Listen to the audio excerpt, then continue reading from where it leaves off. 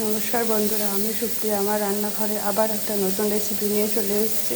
আজকে তোমাদের দেখাচ্ছি। আমি এখানে মটর ডাল ভিজিয়ে নিয়েছিলাম। তা মটর ডালটা ভিজে গেছিলো, কাল রাত থেকে ভিজানো ছিল, ভিজে গেছিলো। সেই মটর ডালটাকে মিক্সিতে পেস্ট করতে চলে এসেছি। তাই মিক্সিতে পেস্ট করার জন্য শুধু মটর ডালটাই দিয়ে একবার ঘুরিয়েছি, এখনও কিছু দেওয়া হয়নি। চলো দিয়ে নিই আর দেখিয়ে দিই কী দিচ্ছি। এই দেখো, পেস্ট করা মটর ডালটার মধ্যে দিয়ে দিচ্ছি এটা খাবার সোডা। চামচ মতো খাবার সোডা দিলাম, পরিমাণ মতো নুন দিলাম,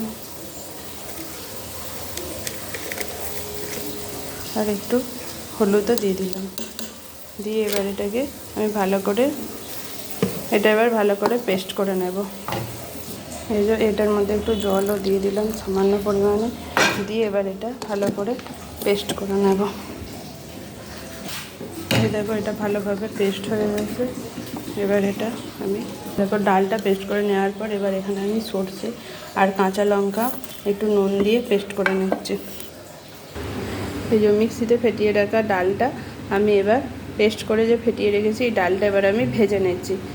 সাদা তেল দিয়েছি কড়ায়, তেল গরম হয়ে গেছে। এবার তেলের মধ্যে আমি বড়াটা দিয়ে ভেজে নেব।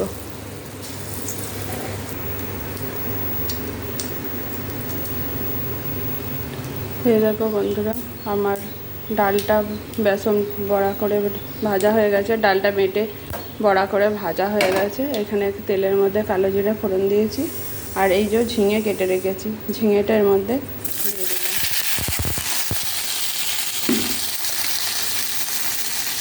আর দিয়ে দিলাম পরিমাণ মতো নুন আর পরিমাণ মতো হলুদ।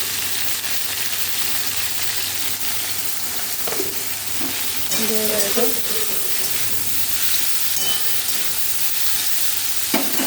এবার নেড়ে আমি চাপা দিয়ে দিলাম। তারপর আসছি, ঝিঙেটা চাপা দিয়ে দিয়েছিলাম, এ থেকে জল বেরিয়েছে। ঝিঙেটা সেদ্ধ হয়ে গেছে, জল বেরিয়ে গেছে ঝিঙে থেকে। এবার আমি এই বেটে রাখা সর্ষেটা ছেঁকে দিয়ে দেবো ঝিঙেটার।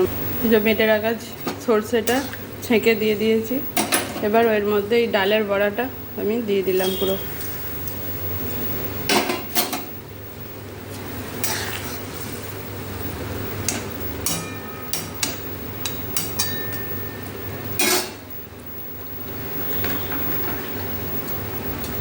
আর একটু জল দিয়ে দিলাম,